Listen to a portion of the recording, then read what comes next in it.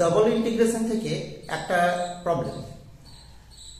After changing the order of integration in I, which is given by integration 0 to 1 dx into integration x to root x fx y dy we have। তো দেখো তার মানে আমাদেরকে কি করতে হবে যে এই যে ইন্টিগ্রেশনটা দেওয়া আছে এর রেঞ্জ অর অর্ডার এটাকে একটু চেঞ্জ করতে হবে। এখানে কি দেওয়া আছে y এর রেসপেক্টে ইন্টিগ্রেশন প্রথমে করতে বলা আছে, তারপর x এর রেসপেক্টে ইন্টিগ্রেশন আমাদেরকে কি করতে হবে ঠিক উল্টোটা করতে হবে, x এর রেসপেক্টে প্রথমে করে নিতে হবে তারপর y এর রেসপেক্টে করতে হবে। তো দেখো এগুলো খুব সহজ problem.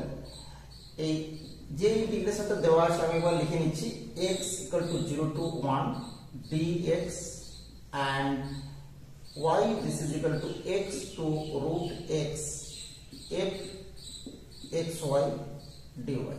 This is the given integration. তো আমরা কি করব এই ধরনের ইন্টিগ্রেশন করতে গেলে এই যে রেঞ্জটা এই রেঞ্জটাকে আমরা একটু প্লট করব। x axis y axis দিয়ে দিলাম। এখানে দেখো y = x which is given by this y = x, this is y = x and y = root x, y this is equal to root x, this is y square = x. তো y square = 4x এই ধরনের যে parabola তার মানে আমরা জানি y square = 4x এরকম টাইপের প্যারাবোলাটা হবে এই প্যারাবোলা। এটা হচ্ছে কি না এটা হচ্ছে y square = x, এটা হচ্ছে আমাদের y এর রেঞ্জ। x এর রেঞ্জ কি x এর রেঞ্জ হচ্ছে 0 to 1, x = 0 this means y axis x = 0 and x = 1, x = 1 মানে এই পয়েন্টটা দেখো বিকজ কি না আমরা যদি y = x and y = x and y square = x এই দুটোকে ইন্টারসেক্ট করি দেখা যাচ্ছে কি যে y square = y that is y = 0 1 and x = 0 1। So দুটো পয়েন্ট পেয়ে যাচ্ছে, একটা হচ্ছে অরিজিন 0 0 এটা হচ্ছে a 1 1 দুটো পয়েন্ট পেয়ে যাচ্ছে। তাহলে আমাদের এই যে রিজিয়ন অফ ইন্টিগ্রেশন হচ্ছে এই জায়গাটা হচ্ছে রিজিয়ন অফ ইন্টিগ্রেশন।